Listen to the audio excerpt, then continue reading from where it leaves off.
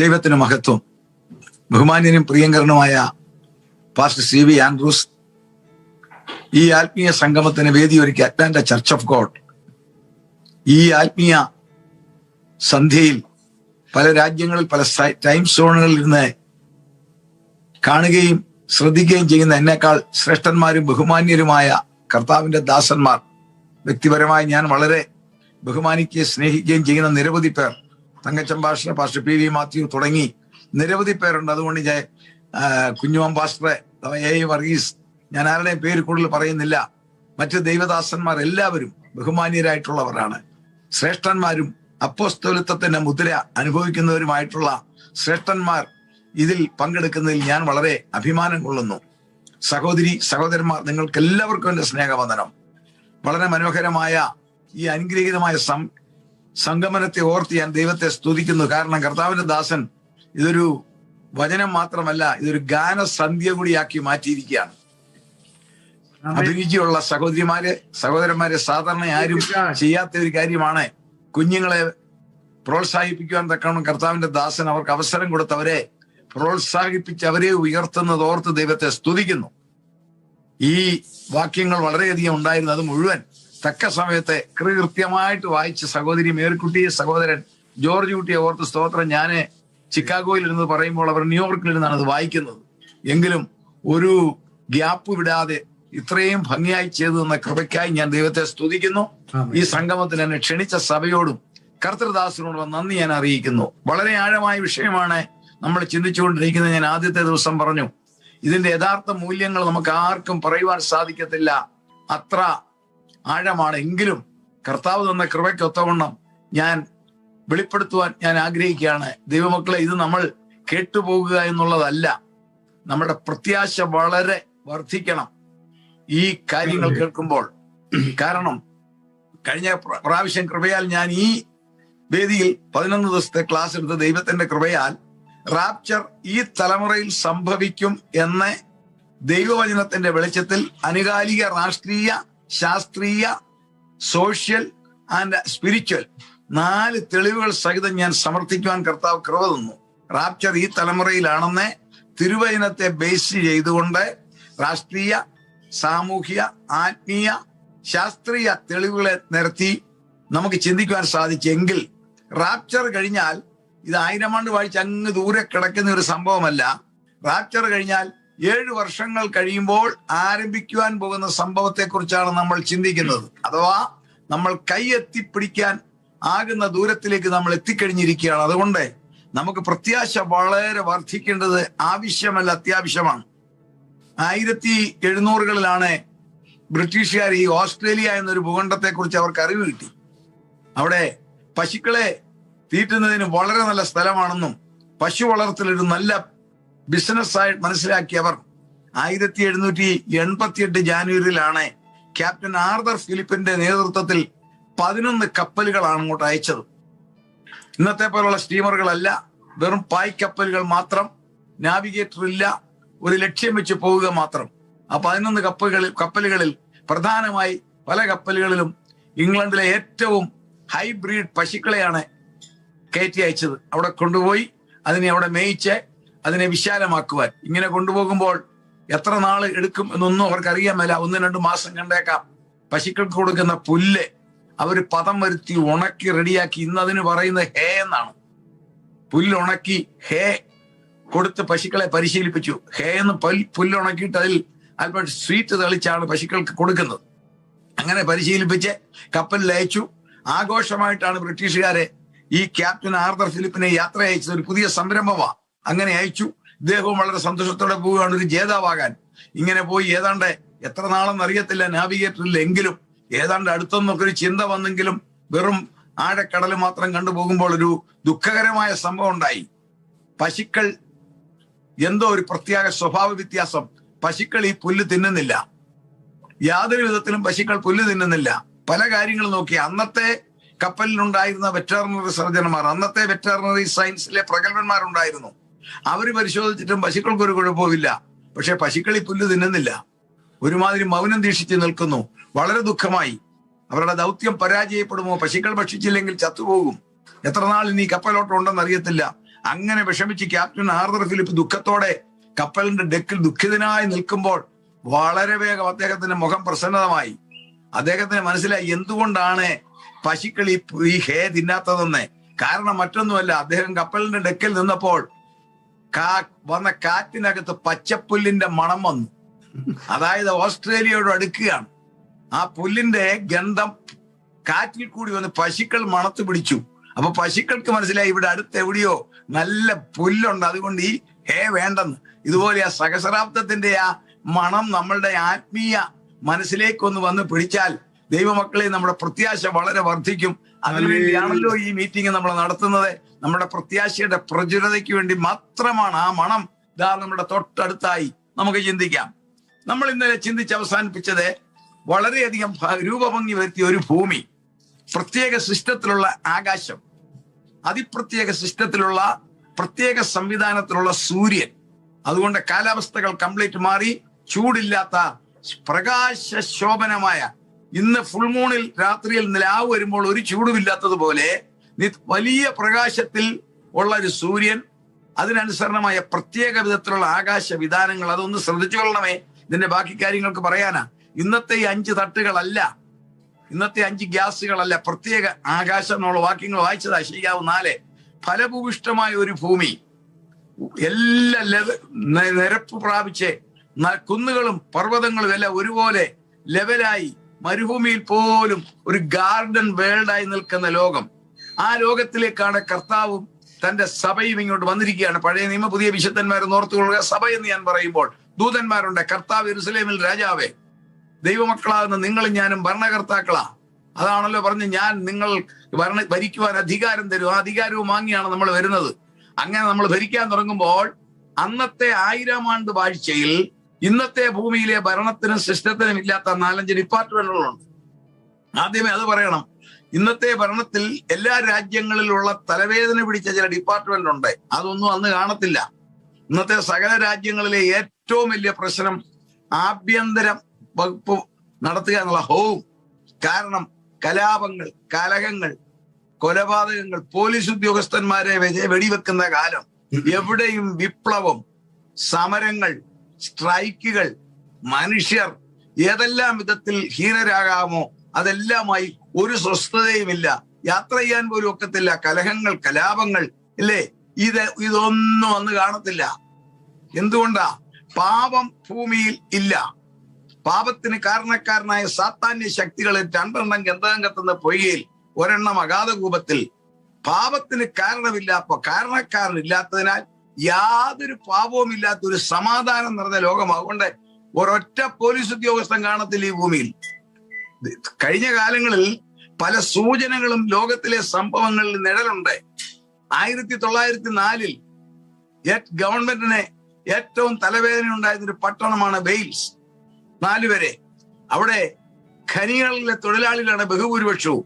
അവർക്ക് കിട്ടുന്ന ശമ്പളം കൊണ്ട് അവരെ കുടിച്ച് മതിച്ച് വഴക്കുകളും കേസുകളും കൊലപാതകവും അക്രമവുമായിട്ട് നടന്ന പട്ടണങ്ങളാണ്. 1904 ഒരു ഉണർവ് വന്നു. ആ ഉണർവിന്റെ തീജ്വാലി അങ്ങോട്ട് പറന്നു കഴിഞ്ഞപ്പോൾ വലിയ മാനസാന്തരം വന്നു. അവിടെ ചരിത്രം പറയുന്നത് അവിടെ ഉണ്ടായിരുന്ന ലിക്കർ ഷോപ്പുകളെല്ലാം അടച്ചു. അതുവരെ ലിക്കറെ ടൺ കണക്കിനാ കൊണ്ട് ചെല്ലുന്ന എല്ലാം തീരും. ഇത് ലിക്കർ കുടിക്കാൻ ആളില്ല. 2 അവിടുത്തെ ചൂതുകളി, ചൂതാട്ടം, ഗാംബ്ലിംഗ് കംപ്ലീറ്റ് നിന്നു. 3 ആ പട്ടണങ്ങളിലെ സിനിമാ തിയേറ്ററുകൾ കംപ്ലീറ്റ് അടച്ചു. 4 അവിടുത്തെ അനാശാസ്യ പ്രവർത്തനങ്ങൾ വാണിജ്യപരമായി നടത്തിക്കൊണ്ടിരുന്ന സ്ഥലമാ, അതെല്ലാം അടച്ചു. പോലീസ് സ്റ്റേഷനിൽ പോലീസുകാർക്ക് കേസില്ലെന്നായി. ഒടുവിൽ നാമമാത്രമായിട്ട് അവിടുത്തെ പോലീസ് സ്റ്റേഷനിൽ 1-2 ഉദ്യോഗസ്ഥന്മാരെ വെച്ചിട്ട് ബാക്കി ഉദ്യോഗസ്ഥന്മാരെ കൂട്ടത്തോടെ ട്രാൻസ്ഫർ ചെയ്തു. കാരണം കേസില്ല അവിടെ, വഴക്കിൽ. ഇത് 1904 വെയിൽസിൽ ഒരൊറ്റ ഉണർവ് കൊണ്ട് സംഭവിച്ചതാ. പരിശുദ്ധാത്മാവിന്റെ ഒരു ഉണർവ് വന്നപ്പോൾ ആരാധിക്കുക മാത്രമല്ല ചെയ്തത്, അന്യഭാഷ പറയുക മാത്രമല്ല ചെയ്തത്, ജനത്തിന്റെ പ്രകൃതി അവിടെ മാറ്റി. ഒരു പട്ടണത്തിനെങ്കിൽ 1000 ആണ്ടിൽ ലോകം മുഴുവൻ പരിശുദ്ധാത്മാവിന്റെ ശക്തിയാൽ തേജോമയനായ കർത്താവിന്റെ രാജ്യഭരണം, അതോടൊപ്പം തേജസ് പ്രാപിച്ച നിങ്ങളും ഞാനും പരശതം ഭക്തന്മാരും ഭരിക്കുമ്പോൾ ഇവിടെ ഒരു ഹോം ഗാർഡും വേണ്ട, ഒരു സെക്യൂരിറ്റിയും വേണ്ട, ഒരു പോലീസ് ഉദ്യോഗസ്ഥനും വേണ്ട, ഒരു ഹോം ഡിപ്പാർട്ട്മെന്റ്, എല്ലാ സമാധാനമായിരിക്കും. Price the Lord. അങ്ങനെയൊരു ലോകത്തിലേക്കാണ് നമ്മൾ പോകുന്നത്. 2, എല്ലാ രാജ്യങ്ങളുടെ തലവേദനയാണ് ഡിഫൻസ്, രാജ്യരക്ഷ. ഇന്ത്യ മുതലായ രാജ്യങ്ങളുടെ റവന്യൂ വരുമാനത്തിന്റെ 70-80% മിലിറ്ററിക്ക് വേണ്ടിയാ. ആയുധങ്ങൾ മേടിക്കുവാനും ആയുധങ്ങൾ സംഭരിക്കുവാനും മിലിറ്ററിക്ക് കൊടുക്കുവാനുമാ. അന്ന് തിരുവചനം വ്യക്തമായിട്ട് പറയുന്നു, ഒരൊറ്റ തോക്ക് ഈ ഭൂമി കാണത്തില്ല. ഇന്ന് മാർക്കറ്റിൽ തോക്ക് കിട്ടും. തോക്കും കൊണ്ടല്ലേ ലോകത്തിൽ നടക്കുന്ന ആളുകൾ. ഏത് കടയിൽ ചെന്നാലും റിവാൾവറും കൊണ്ട് നടക്കുന്ന ഒരു കാലമല്ലേ. നമുക്ക് ആരെ ഭയപ്പെടേണ്ടിയിരിക്കുന്നു. അന്ന് ആയുധങ്ങൾ കാണത്തില്ല. മീഖ പ്രവചനം 4-ാം അധ്യായം 5-ാം വാക്യം ഒന്ന് വായിക്കാമോ? മീഖ പ്രവചനം 4-ാം അധ്യായം 5-ാം വാക്യം. താങ്കളുടെ ദേവന്മാരുടെ നാമത്തിൽ നടക്കുന്നുവല്ലോ, നാമം നമ്മുടെ ദൈവമായ യഹോവ. 4:3 വായിക്കട്ടെ. അവൻ അനേക ജാതികളുടെ ഇടയിൽ ന്യായം വിധിക്കുകയും ബഹുവംശങ്ങൾക്ക് ദൂരത്തോളം വിധി കൽപ്പിക്കുകയും ചെയ്യും. അവർ തങ്ങളുടെ വാളുകളെ കൊഴുക്കളായും തങ്ങളുടെ വാളുകളെ കൊഴുക്കളാക്കിയും കുണ്ടങ്ങളെ വാക്കത്തികളായും അടിച്ചു തീർക്കും. യുദ്ധായുധങ്ങളെ മുഴുവൻ കൃഷിയായുധമായി കൺവേർട്ട് ചെയ്യുമെന്ന് ദൈവത്തിന്റെ ആത്മാവ് 2600 വർഷം മുമ്പ് എഴുതി.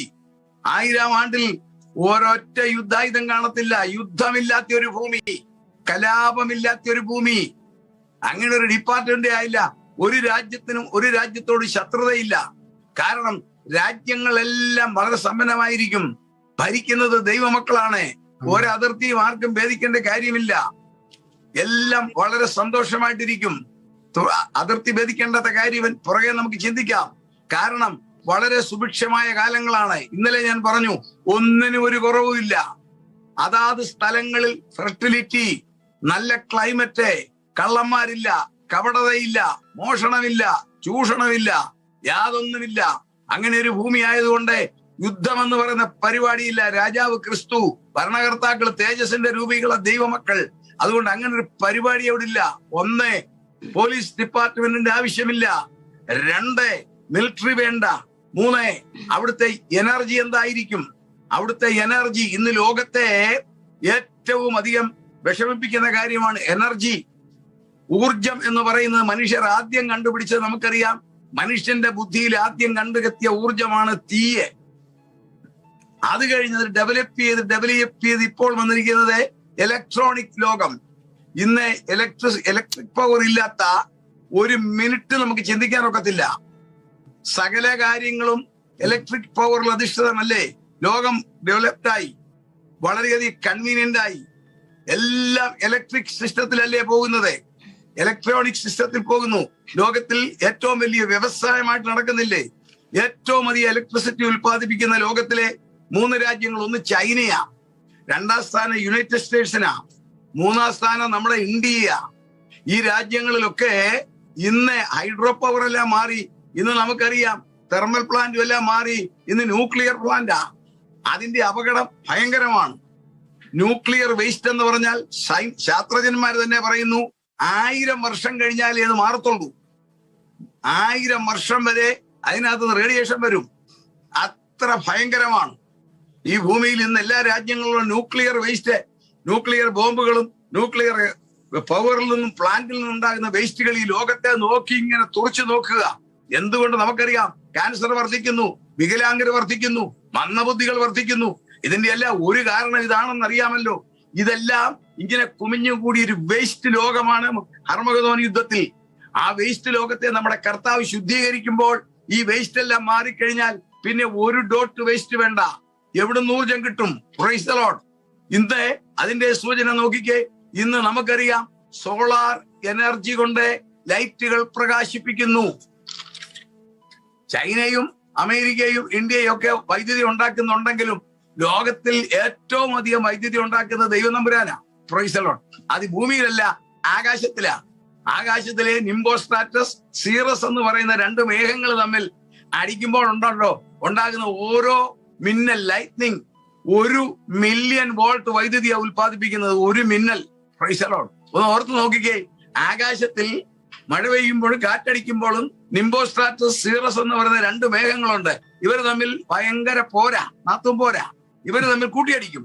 അന്നേരമാണ് ഹൈ വോൾട്ട് ഇലക്ട്രിസിറ്റി വരുന്ന നമ്മൾ ലൈറ്റ്നിങ് എന്ന് പറയുന്ന മിന്നൽ. അത് ഒരു മിന്നൽ 1 മില്യൺ വോൾട്ടേജ് ആണ് ഇറക്കുന്നത് ആകാശത്തിൽ. എന്നാൽ ആ ആകാശവും മാറും. എല്ലാം മാറിക്കഴിയുമ്പോൾ എന്ത് സംഭവിക്കും? Price the Lord. പുതിയ ആകാശമാണ്. അപ്പോൾ എങ്ങനെ എനർജി കിട്ടും? നമുക്ക് നോക്കാം. എവിടുന്ന് എനർജി കിട്ടും? ആ എനർജിയുടെ ഇതെല്ലാം തിരുവചനത്തിൽ മനസ്സിലാക്കേണ്ടവർക്ക് മാത്രം സൂചനയുണ്ട്.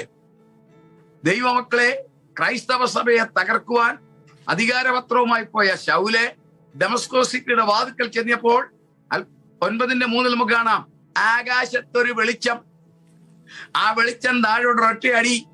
കുതിരപ്പുറത്തിരുന്ന പൗലോസ് താഴെ. കണ്ണിന്റെ കാഴ്ചയും പോയി. മേളിൽ കർത്താവ് ഒരു ശബ്ദം, നീ എന്നെ ഉപദ്രവിക്കുന്ന എന്ത്? ആകാശത്തിൽ നിന്നും ഒരു വെളിച്ചം.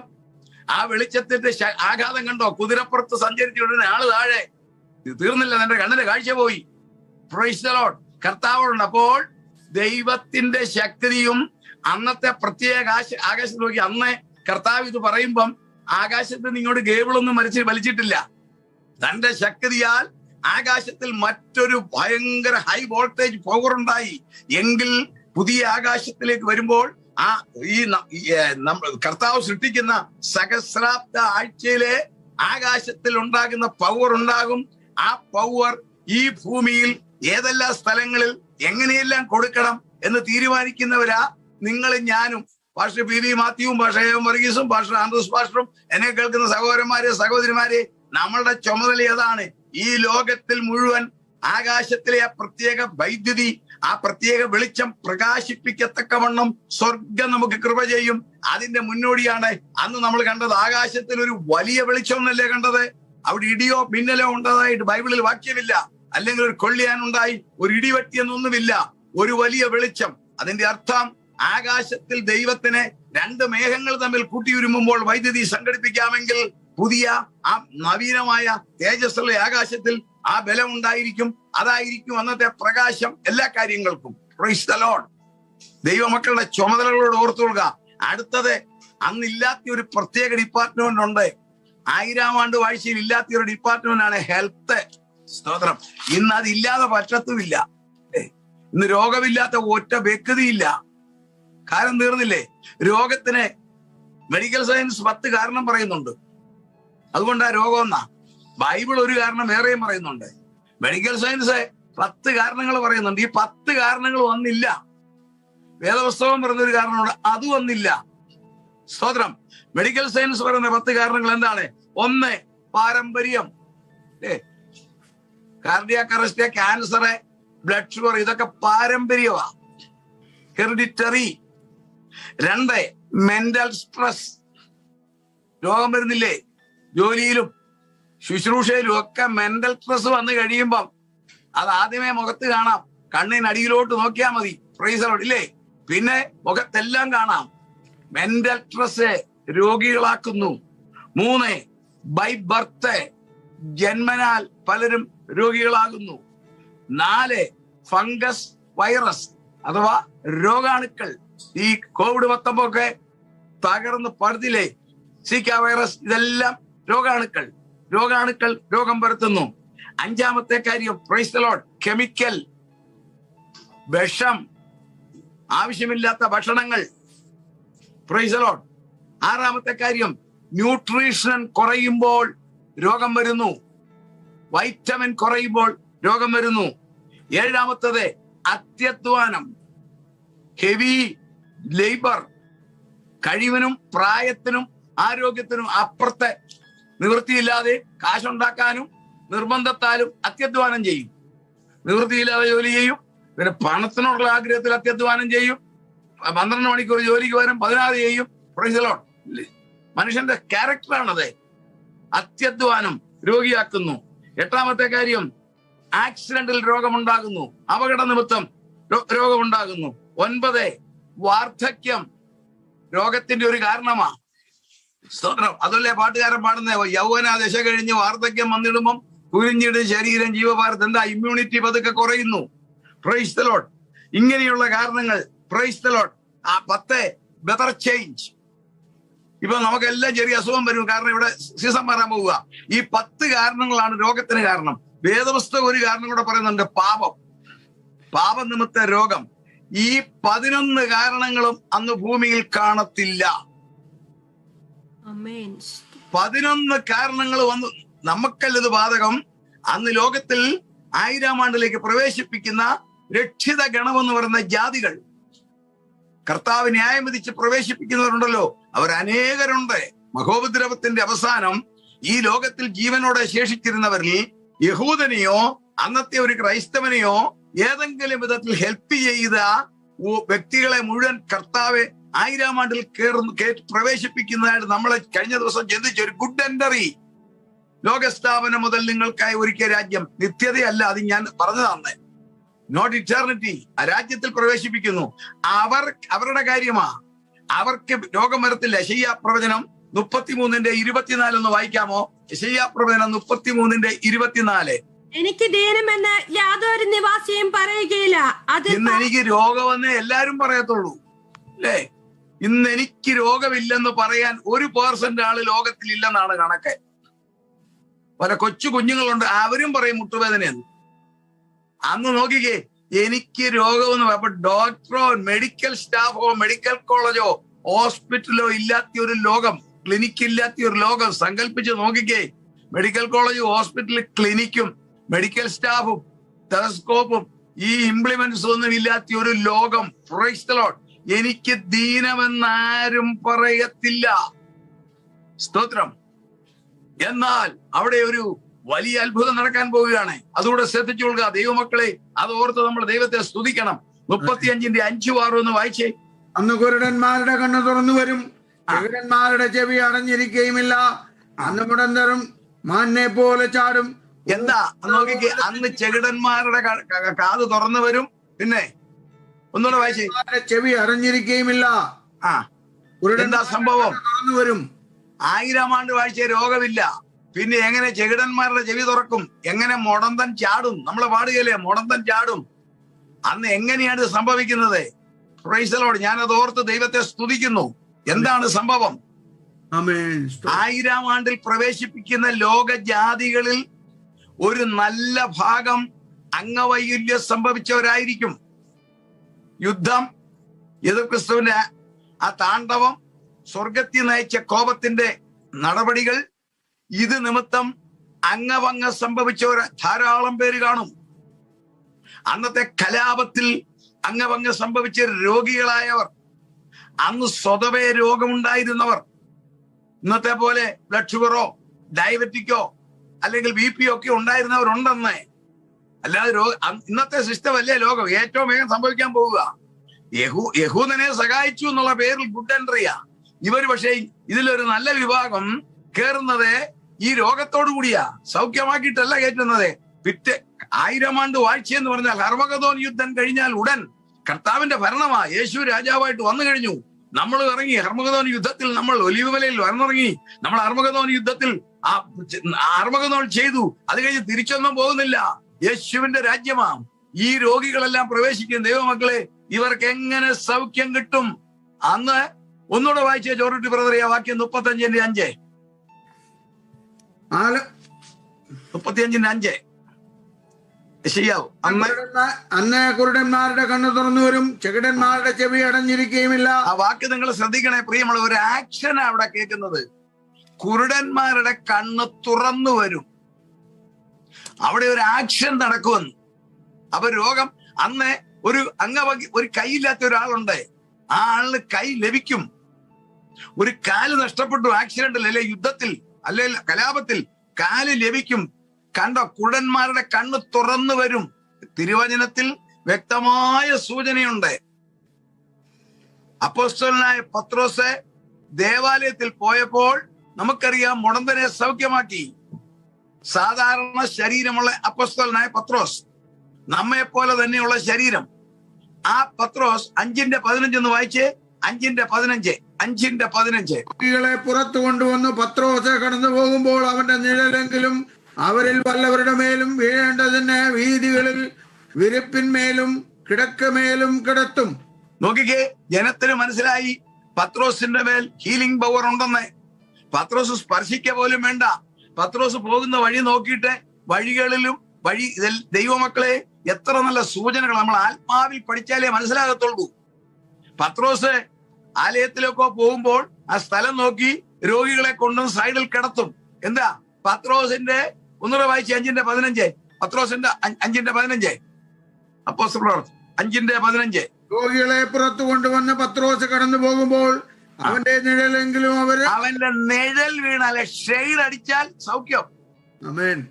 ഇതെങ്ങനെ പറ്റി? വായിക്കാം. 19:11 വായിച്ചേ. തിരുവചനത്തിൽ എത്ര മനോഹരമായിട്ടാണ് വെളിപ്പെടുത്തിയിരിക്കുന്നത്. വായിച്ചേ. ദൈവം പൗലോസ് മുഖാന്തരം അസാധാരണമായ വീര്യപ്രവൃത്തികളെ ചെയ്യാൽ അവന്റെ മേന്മയിൽ നിന്ന് റൂമാലും ഉത്തരീയവും രോഗികളുടെ മേൽ കൊണ്ടുവന്നിടുകയും വ്യാധികളെ വിട്ടുമാറുകയും ദുരാത്മാക്കൾ പുറപ്പെടുകയും ചെയ്തു. പൗലോസ് പോകുമ്പോ പൗലോസിന്റെ ആ ഉത്തരീയം, നമ്മുടെ നാടൻ ഭാഷയിൽ ടവല് 2 മുണ്ട് കൊണ്ടിട്ടാ മതി, രോഗി സുഖമാകും. പത്രോസിന്റെ നിഴലടിച്ചാൽ മതി, രോഗി സുഖമാകും. സാധാരണ മജ്ജയും മാംസവും രക്തവുമുള്ള പൗലൂസെ അവരുടെ നിഴലടിച്ചപ്പോൾ സുഖമായെങ്കിൽ, എന്നെ കേൾക്കുന്ന ദൈവമക്കളെ, തേജസ്സിന്റെ ശരീരത്തിൽ നിങ്ങളും ഞാനും നിൽക്കുമ്പോൾ അന്നത്തെ വികലാംഗരും അന്ധന്മാരും കൈയില്ലാത്തവരും എല്ലാം വരുമ്പോൾ, നാം അവരുടെ ഇടയിൽ കൂടി പോകുമ്പോൾ നമ്മിൽ നിന്നും ദൈവശക്തി, ദൈവത്തിന്റെ തേജസ് പ്രവഹിച്ച് അവർ സൗഖ്യമാകും. നമ്മളുടെ ഡ്യൂട്ടി അതാണ്. Praise the Lord. അന്ന് praise the Lord V Mathew pastor അദ്ദേഹത്തിന്റെ അമ്മാമയോ അങ്ങോട്ട് നടന്നു പോകുമ്പം അടുത്ത് നിൽക്കുന്ന ജാതിയുടെ അസുഖം അങ്ങോട്ട് മാറും. അതുപോലെ നിങ്ങളുടെ ഓരോരുത്തരുടെയും, ഞാൻ എല്ലാവരുടെയും പേര് പറയുന്നില്ലെന്നേ ഉള്ളൂ. Price the Lord. Marykutty sister നടന്നു പോയാൽ മതി, തേജസ്സിലായി പോകുന്നത്. ആ പവർ അടിക്കുമ്പോൾ കുരുടന്റെ കണ്ണ് തുറക്കും. Price the Lord. ദൈവമക്കളെ ഒന്ന് സന്തോഷിച്ചേ. തങ്കച്ചമ്പാട്ട് നിൽക്കുന്ന സ്ഥലത്തുകൂടി ആ ജാതികൾ പോയാൽ മതി, സൗഖ്യം. അത് ഓരോരുത്തരുടെയും, പാസ്റ്റർമാർ തന്നെയല്ല, അവിടെ പ്രവേശിക്കുന്ന സകല സഹസ്രാബ്ദവാസികളായ കർത്താവിന്റെ കാന്തയായ സഭയിലെ ആളുകൾ ഈ ലോകമെമ്പാടും അങ്ങനെ സഞ്ചരിക്കുമ്പോൾ മിനിറ്റുകൾ കൊണ്ട് അന്നത്തെ രോഗം മാറിക്കിട്ടുകയാണ്. അങ്ങനെ അവരെ പെർഫെക്റ്റ് ആക്കുകയാണ്. എത്ര മനോഹരമാണെന്ന് ഓർത്തു നോക്കിക്കേ. അതുകൊണ്ട് എനിക്കോ നിങ്ങൾക്കോ ഇന്ന് അല്പമെങ്കിലും രോഗമുണ്ടെങ്കിൽ നിരാശപ്പെടരുത്, പേടിക്കണ്ട. നമ്മുടെ രോഗത്തെ നോക്കി നമ്മൾ പറയണം, എടാ രോഗമേ, നീ എന്നെ പിടിച്ചെങ്കിൽ നിന്റെ ചേട്ടനെ സൗഖ്യമാക്കുന്ന ബലം എനിക്ക് കിട്ടാൻ പോവുക. Price the Lord. ധൈര്യത്തോടെ പറയണം. ഹല്ലേലൂയ. നമ്മളെ രോഗം ഗ്രസിക്കുന്നെങ്കിൽ ഈ പെരീഷബിൾ ലോകത്തിലാണെങ്കിൽ ധൈര്യത്തോടെ ദൈവമക്കൾ രോഗത്തെ ചേർത്ത് നിന്നുകൊണ്ട് പറയണം, എന്റെ തേജസ്സിന്റെ ശരീരം കിട്ടുമ്പോൾ നിന്നേക്കാൾ നിന്റെ ചേടുത്തിയുടെ ശക്തിയുള്ള രോഗം വന്നാൽ അന്ന് ഞാൻ കടന്നു പോകുമ്പോൾ എന്റെ നിഴലടിച്ച് എന്റെ കർത്താവിന്റെ ശക്തിയാൽ രോഗം മാറും എന്ന് പറയുന്നവരാണ് ദൈവമക്കൾ. Price the Lord. സ്തോത്രം. അടുത്ത വാക്യം ഒന്ന് വായിച്ചേ. യെശയ്യാവ് 32:3 വായിച്ചേ. കാണുന്നവരുടെ കണ്ണ് ഇനി മങ്ങുകയില്ല, കേൾക്കുന്നവരുടെ ചെവി ശ്രദ്ധിക്കും. കണ്ണാടിയില്ലാത്ത ലോകം. സ്പെക്ടക്കിൾ വേണ്ട ഒരുത്തർക്കും. ഷോർട്ട് സൈറ്റും ലോങ് സൈറ്റും ഒന്നും വരത്തില്ല. എത്ര മനോഹരമായ ഒരു ലോകമാണ്. എന്നാൽ ഒരു മർമ്മം അവിടെ വെളിപ്പെടുത്തിയിട്ടുണ്ട്. 65:20 ഒന്ന് വായിച്ചേ. 65:20. ജീവിക്കുന്ന കുട്ടിയും ആയുസ്സ് തികയാത്ത വൃദ്ധനും അവിടെ ഇനി ഉണ്ടാകുകയില്ല. അവൻ 100 വയസ്സ് പ്രായമുള്ളവനായി മരിക്കും. എന്തോ കാരണം അന്നത്തെ ജനങ്ങളുടെ ആയുസ് 900ഓളം വർഷങ്ങളാണ്. വീണ്ടും വരും. ഉൽപ്പത്തി പുസ്തകം 5-ാം അധ്യായത്തിലെ അതേ മനുഷ്യന്റെ ആയുസ് എന്ന് കിട്ടും. അതാ സഹസ്രാബ്ദ വാഴ്ച. മെതുസലേസിലേക്ക് നമുക്കറിയാം 969 വർഷം. അതെ, ഈ ശാപം പിടിച്ച ഭൂമിയിൽ ദ്രവത്വമുള്ള ശരീരത്തിൽ അദ്ദേഹം 969 വർഷം ജീവിച്ചിരുന്നു. ഈ കേഴ്സ്ഡ് എർത്ത് യൂണിവേഴ്സിൽ മോർട്ടൽ ബോഡിയിൽ 969 വർഷം അദ്ദേഹം ജീവിച്ചിരുന്നു. എന്നാൽ സഹസ്രാബ്ദത്തിൽ ശരീരം ഇതാണെങ്കിലും യാതൊരു തരത്തിലുള്ള കീടങ്ങളോ കൃമികളോ പ്രശ്നങ്ങളോ ഇല്ലാത്ത ലോകമാണ്. അന്ന് ആളുകൾക്ക് ദീർഘായുസായി. എന്നാൽ വെളിപ്പെടുത്താത്ത, വേദപുസ്തകം നമ്മളെ വെളിപ്പെടുത്താത്ത ഒരു മർമ്മമുണ്ട്. ചില മരണങ്ങൾ നടക്കും. അതിന്റെ കാരണം നമുക്ക് വെളിപ്പെടുത്തിയിട്ടില്ല എന്താണെന്ന്. പക്ഷെ ആ മരണത്തിന്റെ കാര്യം അവിടെ പറയുന്നുണ്ട്. മരിക്കുന്നത് മിനിമം 100 വയസ്സാകുമ്പോഴാണ് മരിക്കുന്നത്. അന്നേരം പറയുന്നത് ഞങ്ങളുടെ അച്ചായൻ മരിച്ചു പോകുന്നല്ല, എന്റെ കുഞ്ഞ് മരിച്ചു പോയെന്നാണ്. ബാലൻ 100 വയസ്സുള്ളവനായി മരിക്കും. നോക്കിക്കേ, ഒരു ജനിച്ച ഉടനെ ഒരു കുഞ്ഞ് മരിക്കുന്നതും പ്രായമുള്ള ഒരാൾ മരിക്കുന്നതും തമ്മിലുള്ള ഡിഫറൻസ് മനസ്സിലാക്കണം. ഈ രീതിയിലായിരിക്കും അന്ന് അവിടെ കൺസിഡർ ചെയ്യുന്നത്. 100 വയസ്സുള്ള ഒരാൾ മരിക്കുന്നുണ്ട് അവിടെ, മിനിമം 100.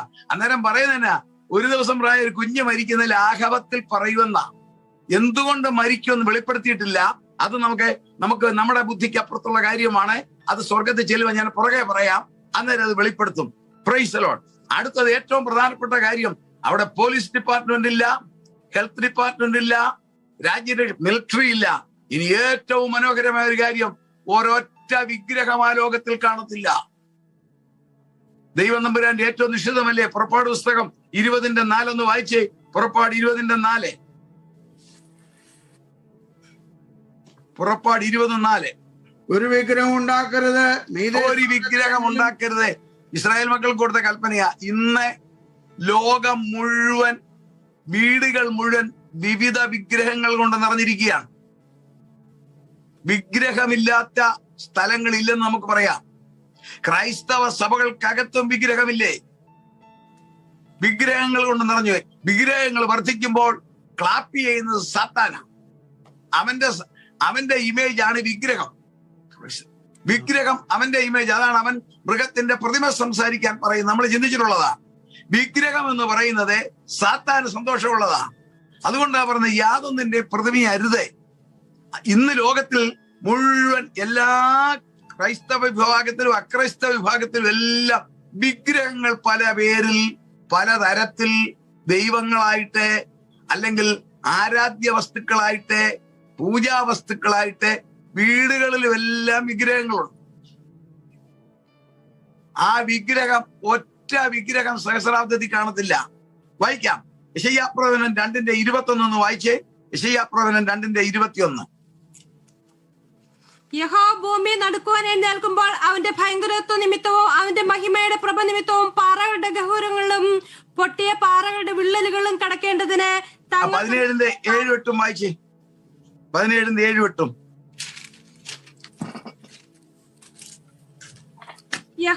അന്നാളിൽ മനുഷ്യൻ തന്റെ കൈപ്പണിയായ ബലിപീഠങ്ങളിലേക്ക് തിരിയാതെയും തന്റെ വിരലുകളാൽ ഉണ്ടാക്കിയ അശേരവിഗ്രഹങ്ങളെയും സൂര്യസ്തംഭങ്ങളെയും നോക്കാതെയും തന്റെ സൃഷ്ടാവിലേക്ക് തിരിയുകയും അവനെ കൊണ്ട് ഇസ്രായേലിന്റെ പരിശുദ്ധനെ നോക്കുകയും ചെയ്യും. ഇതെല്ലാം കളയും. യെശയ്യാവ് 2:21 വായിച്ചേ. 2:21. യെശയ്യാവ് 2:21. മനുഷ്യർ ആ നാളുകളിൽ തുരപ്പനെനിക്കും നരിച്ചേറിനും എറിഞ്ഞു കളയും. മൂക്കിൽ ഉണ്ടാക്കിയ വിഗ്രഹത്തെ തുരപ്പനെലിക്കും നരിച്ചേറിനെ എറിഞ്ഞു കളയും. ഇന്ന് തിരിയും കത്തിച്ച്, സാമ്പ്രാണി തിരിയും കത്തിച്ച്, മെഴുകുതിരിയും ഇത് വെച്ച് പൂജിക്കുന്ന സകലരെയും ആരും പറയണ്ട, എടുത്ത് ദൂരക്കളയും. കാരണം തേജോമയനായ ദൈവം ദൈവമായിട്ട്, ക്രിസ്തുവായിട്ട് നേരെ അവർക്ക് കാണാം. Price the Lord. സകല വിഗ്രഹങ്ങളെ എടുത്ത് ദൂരക്കളയും. യെശയ്യാവ് 17:7 ഒന്ന് വായിച്ചേ. യെശയ്യാവ് 17:7.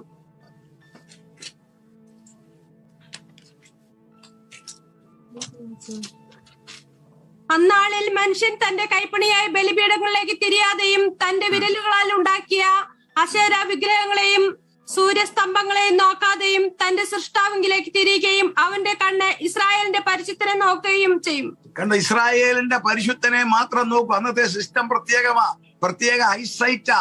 ലോകത്തിൽ ജപ്പാനിൽ ഇരുന്നാലും, റഷ്യയിൽ ഇരുന്നാലും, ഇന്ത്യയിൽ ഇരുന്നാലും, US ഇരുന്നാലും യെരുസലേമിലെ കർത്താവിനെ കാണത്തക്കവണ്ണുള്ള ഐസൈറ്റ് ആയിരിക്കും. നേരിട്ട് കർത്താവിനെ കാണും. അല്ലാതെ കർത്താവ് അവിടുന്നുകൊണ്ട് ഫോണിൽ കൂടെ ഭരിക്കുകയല്ല.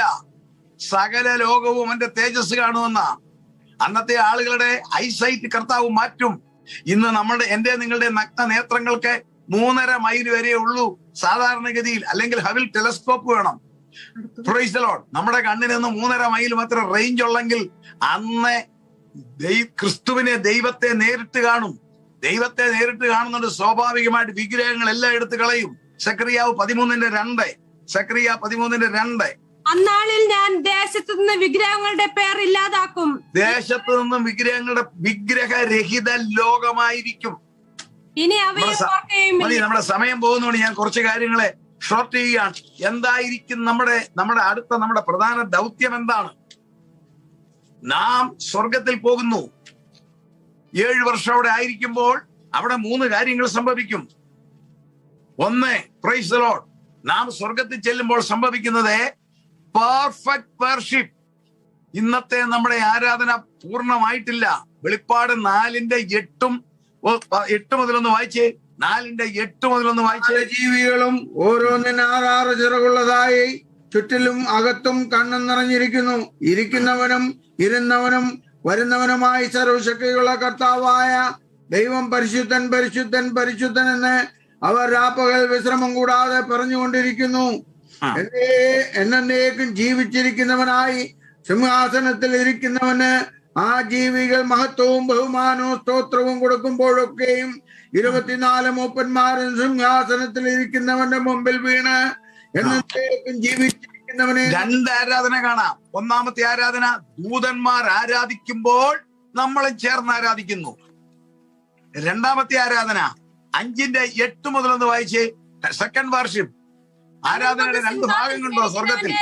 വലങ്കയിൽ നിന്ന് പുസ്തകം വാങ്ങിയപ്പോൾ 4 ജീവികളും 24 മൂപ്പന്മാരും ഓരോരുത്തൻ വീണയും വിശുദ്ധന്മാരുടെ പ്രാർത്ഥന എന്ന ധൂപവർഗം നിറഞ്ഞ പൊൻകലശവും പിടിച്ചുകൊണ്ട് കുഞ്ഞാടിന്റെ മുൻപാകെ വീണു. മതി, വാക്യങ്ങൾ നമുക്ക് അറിയാവുന്നവർ പറയാ. 2 വേർഷിപ്പിന്റെ 2 മുഖങ്ങൾ കാണാം. ഒന്ന്, നാം സ്വർഗത്തിൽ ചെല്ലുമ്പോഴേ അവിടെ ആരാധന നടന്നുകൊണ്ടിരിക്കുക, അതോട് ചേർന്ന് നമ്മൾ ആരാധിക്കുന്നു. 2, കുഞ്ഞാട് പുസ്തകം മേടിക്കുമ്പോൾ നമ്മൾ അവരോട് ചേർന്ന് ആരാധിക്കുന്നു. സ്വർഗത്തിൽ നമ്മൾ ചെല്ലുമ്പോൾ നടക്കുന്ന 3 കാര്യങ്ങളാ. 1, നമ്മളൊരു കംപ്ലീറ്റ് വേർഷിപ്പിൽ പങ്കെടുക്കുന്നു. ഇന്ന് കംപ്ലീറ്റ് വേർഷിപ്പ് ആകുന്നില്ല. ഒന്നാമത് നമുക്ക് ആരാധിക്കാൻ സമയമില്ല. നമ്മൾ വാച്ചാൻ നോക്കിയ പ്രൈസ് ദി ലോർഡ് അല്ലേ, ആരാധിക്കാൻ സമയമില്ല. അന്നാണ് പരിപൂർണ ആരാധന. 2, നമുക്ക് റിവാർഡ്സ്, നമ്മൾ ചിന്തിച്ചു പ്രതിഫലങ്ങൾ കിട്ടും. 3, ഏറ്റവും ഗഹനമായ വിഷയം, നമ്മുടെ തേജസ്സിന്റെ ശരീരം കിട്ടുമ്പോൾ നമ്മളുടെ ജ്ഞാനം വർദ്ധിക്കും. 1 കൊരിന്ത്യർ 13:9-10 വായിക്കാം. 1 കൊരിന്ത്യർ 13:9-10. നാം അറിയുന്നു, അംശമായി മാത്രം പ്രവചിക്കുന്നു, പൂർണ്ണമായത് വരുമ്പോഴോ അംശമായത് നീങ്ങിപ്പോകും. ഞാൻ ശിശുവായിരുന്നു. മതി, ശിശുവിനെ പോലെ ചിന്തിച്ചു. അടുത്ത വാക്യം, ശിശുവിനെ പോലെ ചിന്തിച്ചു, ശിശുവിനെ പോലെ നിരൂപിച്ചു. പുരുഷനായ ശേഷമോ ഞാൻ ശിശുവിനുള്ളത് ത്യജിച്ചു കളഞ്ഞു. ഇപ്പോൾ കുഞ്ഞിന്റെ ചിന്തയല്ല, പ്രായമുള്ള ആളുടെ. ഇതുപോലെ നമ്മളുടെ ജ്ഞാനത്തിന്, മനുഷ്യന്റെ ബുദ്ധിക്ക് ഇന്ന് ലിമിറ്റേഷൻ ഉണ്ട്. അവിടെ ചെല്ലുമ്പോൾ അത് മാറ്റും. തേജസ്സിന്റെ ശരീരം കിട്ടും. ഇന്നത്തെ നമ്മുടെ ന്യൂറോ സിസ്റ്റത്തിന് 86 ബില്യൺ ന്യൂറോണാ. ഈ 86 ബില്യൺ ന്യൂറോണിന് ഒരു ലിമിറ്റേഷൻ ഉണ്ട് ചിന്തിക്കാൻ. അതിനപ്പുറമുള്ള കാര്യം ചിന്തിക്കാൻ നമുക്ക് കപ്പാസിറ്റി ഇല്ല. എന്നാൽ ന്യൂറോൺ ഇല്ലാത്ത തേജസ്സിന്റെ ശരീരം കിട്ടുമ്പോൾ വലിയ ജ്ഞാനം കിട്ടും. പുറകെ നമ്മൾ ചിന്തിക്കാൻ പോവുക, എന്തിനാണ് ഈ ജ്ഞാനം നമ്മൾ കിട്ടുന്നത്? നമ്മൾ ലോകത്തിലേക്ക് വരുമ്പോൾ നമ്മൾ ചെയ്യുന്നത് അന്നത്തെ സഹസ്രാബ്ദവാസികളെ പൂർണ്ണമായ ആരാധനയിലേക്ക് നയിക്കണം. എന്റെ പ്രഭാഷണം കേൾക്കുന്ന ഓരോ ദൈവമക്കൾ ശ്രദ്ധിക്കണമേ. നമ്മൾ സഹസ്രാബ്ദവാസികളെ ആരാധിക്കുവാൻ ശീലിപ്പിക്കുകയും ആരാധിപ്പിക്കുകയും ചെയ്യേണ്ടവരാണ്. കാരണം ക്രിസ്തു എന്താണ്, ദൈവം എന്താണ്, രക്ഷ എന്തെന്ന് ശരിക്കറിയാതെ ക്രൈസ്തവരെയോ യഹൂദന്മാരെയോ ഹെൽപ്പ് ചെയ്തു എന്ന പേരിൽ മാത്രം 1000-ാം ആണ്ടിൽ പ്രവേശിക്കപ്പെട്ടവരാണ് അവർ. ഇവിടെ ക്രിസ്തുവിനെ കണ്ടുകൊണ്ടുള്ള ആരാധനയാണ്. ആ ആരാധനയിൽ അവരെ ആരാധനയ്ക്ക് ട്രെയിൻ ചെയ്യേണ്ട ചുമതല നമുക്കാണ്. കൂടാതെ സക്രിയാപ്രവചനം 14:16 പറയുന്നുണ്ട്. സമയം ഉണ്ടെങ്കിൽ നമ്മൾ ചിന്തിക്കാം. ലോകത്തിലുള്ള സകല ജനങ്ങളെയും നമ്മൾ വർഷത്തിൽ ഒരിക്കൽ ജെറുസലേമിൽ കൊണ്ടുചെല്ലണം. സക്രിയാവ് 14:16 കാണാം. ലോകത്തിൽ അന്നുള്ള സകല ആളുകളെയും വൺസ് ഇൻ എ ഇയർ നാം കൊണ്ടുപോകണം ജെറുസലേമിൽ. ആരാധിപ്പിക്കുവാൻ നാം അവരെ ശീലിപ്പിക്കണം. എങ്ങനെ ദൈവത്തെ ആരാധിക്കണം? അപ്പോൾ നാം സ്വർഗത്തിൽ ചെല്ലുമ്പോൾ അതിനാണ് 2 പെർഫെക്റ്റ് ആരാധന നമ്മൾ പങ്കെടുക്കുന്നു, നമ്മൾ അനുഭവിക്കുന്നു. ഇന്ന് നമ്മൾ ആരാധിക്കുമ്പോൾ നമുക്കറിയാമല്ലോ, നമ്മൾ ആരാധിക്കുമ്പോൾ 90% നമ്മുടെ മനസ്സ് ഡിറ്റാച്ച്ഡാ. നമ്മൾ ആരാധിക്കുമ്പോൾ പല ചിന്തകൾ നമ്മിലേക്ക് വരും. വീട്ടിലെ കാര്യം, ശരീരത്തിന്റെ കാര്യം, ലോകം, സമയം പോയോ ഇല്ലേ, ക്ഷീണം, വിശപ്പ്, തളർച്ച, ഇതെല്ലാം ഒരു വശത്ത് നിന്നുകൊണ്ടാണ് നമ്മൾ ആരാധിക്കുന്നത്. കാരണം നമ്മൾ ഹ്യൂമൻ ബോഡിയാ. സ്വർഗത്തിൽ ചെല്ലുമ്പോൾ ഹ്യൂമൻ ബോഡിയല്ല, ഗ്ലോറിയസ് ബോഡിയാ. ദൂതന്മാർ ആരാധിക്കുന്ന പോലെ ആരാധിക്കും. ദൂതന്മാർക്ക് ആരാധിക്കുമ്പോൾ പല മനപ്രയാസം ഉണ്ടോ? ഭാര്യയുടെ കാര്യം ചിന്തിക്കേണ്ട, മക്കളുടെ കാര്യം ചിന്തിക്കേണ്ട, വീട്ടുവാടക കൊടുക്കുന്ന കാര്യം ചിന്തിക്കേണ്ട. അപ്പോൾ ദൂതൻ മോർഗേജ് കൊടുക്കുന്ന കാര്യം ചിന്തിക്കേണ്ട. ദൂതന്മാർ പെർഫെക്റ്റ് വേർഷിപ്പ്. ഇന്ന് നമുക്കത് പറ്റത്തില്ല, കാരണം നമ്മൾ ബോഡിയില്ല. എന്നാൽ അന്ന് അവിടെ ചെല്ലുമ്പോഴാണ് പെർഫെക്റ്റ് വേർഷിപ്പ് നമ്മൾ മനസ്സിലാക്കും. Price the Lord. അത് മനസ്സിലാക്കണമെങ്കിൽ ഇന്ന് ഇവിടെ നിഴലായിട്ട് ആരാധിക്കണം. ആരാധന കണ്ടേച്ചു പോയാൽ നടക്കത്തില്ല. ലഭിക്കുന്ന സമയം ശരിക്ക് ദൈവമക്കളെ ആത്മാവിലും സത്യത്തിലും ആരാധിക്കുന്നവർ മാത്രമേ സഹസ്രാബ്ദത്തിൽ പ്രവേശിക്കത്തുള്ളൂ. ആരാധനയുടെ നടുക്ക് ഇരിക്കുന്നവരോ അതിന് നടുക്കുന്ന ഉറങ്ങുന്നവരോ ആരാധനയെ കുറിച്ച് തിസിസ് എഴുതിക്കൊണ്ടൊന്നും കാര്യമായില്ല. യഥാർത്ഥത്തിലുള്ള ആരാധന ഡെമോൺസ്ട്രേറ്റ് ചെയ്യുന്നവരല്ല, പ്രകടനം കാണിക്കുന്നവരല്ല. Praise the Lord. ആരാധനയാണെന്നും പറഞ്ഞ് പാട്ടും പാടി കൂത്തു കാണിക്കുന്നൊന്നുമല്ല. അന്തരംഗത്തിൽ ദൈവത്തെ വിശ്വാസത്താൽ കണ്ടുകൊണ്ട്, ക്രിസ്തുവിനെ കണ്ടുകൊണ്ട് ആരാധിക്കുന്ന ദൈവമക്കൾ സ്വർഗത്തിൽ ചെല്ലുമ്പോൾ പെർഫെക്റ്റ് ആരാധന അനുഭവിച്ചിട്ട് ഇവിടെ വന്നിട്ട് അവരെ ആരാധിപ്പിക്കും. ഞാൻ വേഗത്തിൽ മുന്നോട്ട് വരട്ടെ. 2, ഈ സഹസ്രാബ്ദവാസികളെ നിരവധി കാര്യങ്ങൾ മനസ്സിലാക്കി ദൈവം ആരാണെന്ന് അറിയിക്കേണ്ട ചുമതല നമുക്കുണ്ട്. ഇവർ ദൈവവുമായോ ക്രിസ്തുവുമായിട്ടോ വലിയ ബന്ധമുള്ളവരല്ലായിരിക്കും. അവരെ ദൈവത്തിന്റെ മഹത്വം മനസ്സിലാക്കുവാൻ തക്കവണ്ണം നമ്മൾ സകല മർമ്മങ്ങളും, എന്താ ഇന്ന് വരെ വെളിപ്പെടാത്ത ഒത്തിരി മർമ്മങ്ങളുണ്ട് ഇല്ലേ? ഈ മർമ്മങ്ങളെല്ലാം അന്ന് നമുക്ക് വെളിപ്പെടും. എങ്ങനെ ചെങ്കടൽ വിഭജിച്ചു, അതിന്റെ പവർ എന്താ? ഒരു വഴി നീട്ടുമ്പോൾ കടൽ മാറുവോ? എങ്ങനെ സംഭവിച്ചു? അതിന്റെ പുറകിലൊരു സയൻസ് ഉണ്ട്. മനുഷ്യ ശരീരം ഭയങ്കരവും അതിശയമായി സൃഷ്ടിക്കപ്പെട്ടിരിക്കുന്നു. ഒരു പരിധി വരെ മാത്രമേ മെഡിക്കൽ സയൻസ് കണ്ടുപിടിച്ചിട്ടുള്ളൂ. അതിനപ്പുറത്ത് വേറെ മർമ്മമുണ്ട്. 2, നമ്മുടെ മെഡിക്കൽ സയൻസ് നമ്മുടെ ശരീരത്തെ കുറിച്ച് 2 ഫിൽറ്ററെ കുറിച്ച് പറയുന്നുണ്ട്. ഒന്ന് റീനൽ, കിഡ്നി, ഒന്ന് ലിവർ. ഇത് രണ്ടും കൂടെ ഒന്നിച്ചു വെക്കാൻ പോരായിരുന്നോ എന്നൊക്കെ നമ്മൾ ചിന്തിക്കുന്നില്ലേ? ഇതിന്റെ എല്ലാ കാരണങ്ങളുണ്ട്. എങ്ങനെ കടൽ ഉണങ്ങി? സാധാരണ കടലിലെ വെള്ളം ചൂടടിച്ചു കഴിഞ്ഞാൽ 76 മണിക്കൂർ ഉണ്ടെങ്കിൽ പോലും ഉണങ്ങത്തില്ല. അത്ര മോയ്സ്ചറാ. ആ കടൽ എങ്ങനെ ഉണങ്ങിക്കിട്ടി? ആകാശത്ത് നിന്ന് എങ്ങനെ മന്ന പെയ്ച്ചു? ഇത് എവിടെയാ ഇത് റെഡിയാക്കിയത്? മാർമിക വിഷയങ്ങളാ. ഇതെങ്ങനെ സംഭവിച്ചു? കർത്താവ് ഇപ്പോൾ ഒറ്റ വാക്ക് പറഞ്ഞപ്പോൾ പ്യുവർ വാട്ടർ പ്യുവർ വൈനായി. ഇതിന്റെ എല്ലാ പുറകിലൊരു സയൻസ് ഉണ്ട്. അത് ഇപ്പോഴത്തെ നമ്മുടെ തലയിൽ കയറുന്നതല്ല. എന്നാൽ അന്ന് നമുക്ക് ചേക്കുമ്പോൾ അത് മനസ്സിലാക്കും.